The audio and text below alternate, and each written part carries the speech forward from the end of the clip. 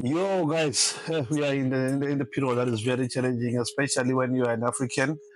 Regardless wherever you are, this what is happening around the world now is very disturbing.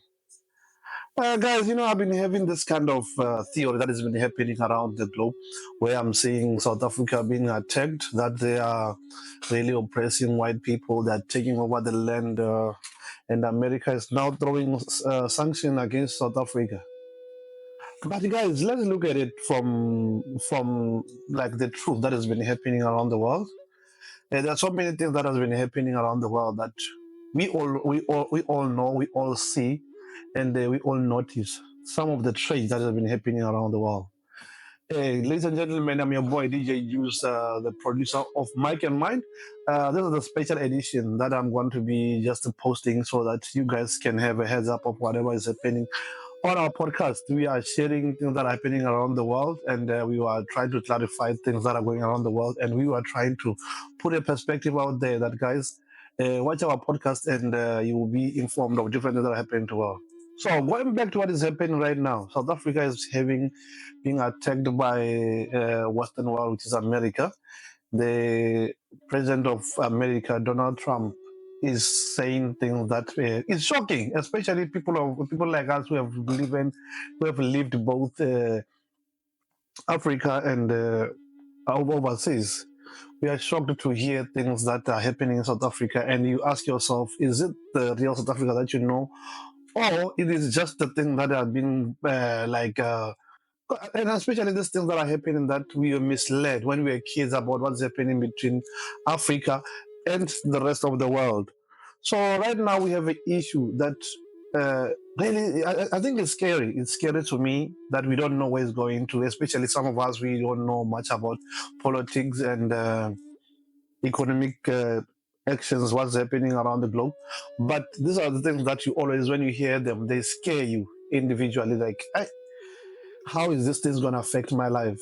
How's it going to affect my family back in Africa? How's it going to affect people that you know around Africa? Uh, let's go back. Let's go back and see what I think myself. What I think. Guys, do you remember that some weeks back, South African soldiers were attacked by M23, and looking at it and looking at the influence that America has on the world, the power, the military power that they have, and what military actions. As an ex-soldier, I know there's so many things that are happening that can influence decisions that are made by countries. I remember in my country, Botswana had a conflict with Namibia over the poachers that were killed, and those things they have a big influence in decisions that countries make, regardless of what's happening. If we go back like some weeks back, South Africa soldiers were attacked. I think nine soldiers were killed by M23. So killing of these nine soldiers, it has caused another conflict between South Africa and Rwanda. Now South Africa was having a conflict with Rwanda. Paul Kagame fighting, exchanging words with South African president, and jiggy jiggy. While we are still waiting for that, now South Africa now as you speak right now, you hear that America is saying things about South Africa. Now South Africa, they are taking land from white people. And let's look at this. Who's Rwanda? Who's South Africa? South Africa and Rwanda, you are talking about most of powerful countries in Africa. You are talking about independent countries that they have potential to be the main capital city of Africa. When you're talking about South Africa and Rwanda, Rwanda is developing after all the wars that they've been going through. They have developed, they have stabilized, they are growing, the economy is growing well. And South Africa, it might have the internal wars, it might have the internal challenges that are happening between crime and other stuff. But when you're talking about South Africa, you are talking about a giant of Southern Africa. They have the power that really supporting Southern Africa countries like Botswana, Zimbabwe, even Nigerians are now making a life living in South Africa.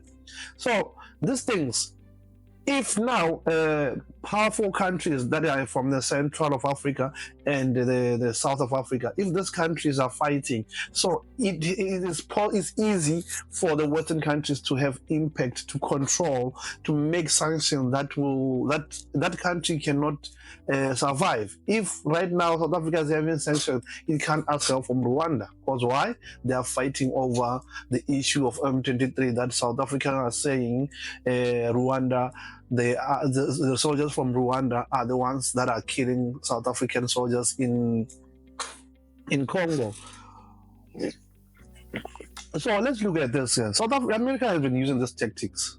South Africa has been using a lot of intelligence companies to really attack other African countries, not even other South African countries. A lot of other countries that are really powerful. America has powerful intelligence like CIA and other stuff that are really powerful, influencing military-wise to attack other countries. This thing has been going on for a long time. So me as an individual, I'm saying, guys, fighting over each other, especially South African countries, if the Rwandans, they are influenced, they are having a part in fighting in Congo, I think African Union, they have to take part to help resolve the fight between South Africa and Rwanda. Because those countries you're talking about, beautiful countries that can be the superpowers of Africa. And if the superpowers are fighting in Africa, that means we are going to lose. We are going to lose. Americans, they're going to run in our heads, left, right, and center. This is what happened to Zimbabwe. Zimbabwe was doing things that they felt like they're going to be able to help other African countries, but Zimbabwe was left alone in the air. It was left alone, and it has suffered through sanctions. So these things, if we are looking at it, if we are going to entertain it and leave it like that, as Africans, we are not going to unite and fight each other. We are going to make it easier for Western countries. Like right now, when you're talking about South African Afrikaners being attacked in South Africa, it's something that is shocking to us. We know they are living well in South Africa. Yes, there are some of the people that are, because it's not like everybody is living good life there in South Africa. There are some of them that are going to succeed. It's there. It's normal. It's because it's their home. Doesn't mean that your color doesn't mean that you have to be rich in order to say that you are living nice in the country.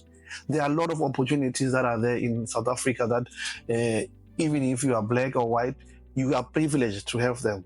But we know that the truth is more people in South Africa, more white people, they are more privileged more than black people in South Africa. So these are the things that are really shocking to hear that right now South Africans, they are taking Afrikaners. I'm not saying this thing that there are people who are not doing that. There are people who have discrimination against them. Who will blame South Africans to have a thing against white people in South Africa? They've been through apartheid. A lot of people, they are still not educated about this. So a lot of people, they are still angry with this. So South Africa as a country, it still needs a lot in order to help individuals to really understand these things of discrimination, these things of war. So as Africans, we need to unite in this in order for African countries to stand. Basically, like I've been saying, don't get me wrong, I don't know much about politics. I don't know much about those things of war. But what I know is like, okay, there's a possibility that the war that was happening between South African soldiers and M23, probably it's not M23. Maybe it was influenced or sponsored by the Americans. Who knows? These are the things that are happening around the globe. And if we are going to stand back and say, okay, the M23s were just fighting South Africans, hey man, come on, let's be realistic. South Africa has a power, America has a power to influence a lot of things, especially military-wise. They have been doing that for years. As we can see now, Gaza is this thing, the Palestinian and whatever thing. This was it's not like America didn't have an impact, they did. And now they're saying they want to come or revive that, remove people from those bombed areas and build new buildings there. Trump is a businessman. He's a real estate man. He knows by the time that he leaves the presidency, he'll be having a bigger stake in those areas that have been bombed, and he'll be having a lot of buildings there, properties there. So I love Trump. I don't know why, but there's a thing with me that likes him. But there's things that he's making so many decisions at once. It scares me. Probably some of the decisions are for the best, but some of the decisions that he's making, I feel like it's too quick. Whereby you just come in and you make so many decisions at once. Yes, you might have promised voters that you're going to make some changes, but I felt like he could have done it gradually. But making so many decisions at once and making it clearly that you are being influenced by another billionaire, it's so shocking to hear that Elon Musk is from South Africa, and to hear that he have part in influencing South Africa to be. He's one of the people that really influenced that South Africa should be attacked. It's really shocking. Something that I still don't believe, and I still have a thing against it. Like, probably what's going on, man? Why is the world going on this way? Decisions these people they are making, do they ever think about like the impact that it does to individuals? If people they voted you to become a president, and you're not only talking about Americans who voted. There are some of the South African people who are now living in America that I believe they voted for Trump. And the social media, if you're going to make decisions around the world, the big decisions around the world, that information we get it from social media, which I feel like South American government, they're getting the information from social media, they're getting pictures from internet, and they believe it's like that. It's something that is very shocking. I feel like it's unprofessional, and I want what I can encourage is Trump to go to South Africa. He won't be attacked. He won't be anything. He will see for himself how white people are having good life in South Africa.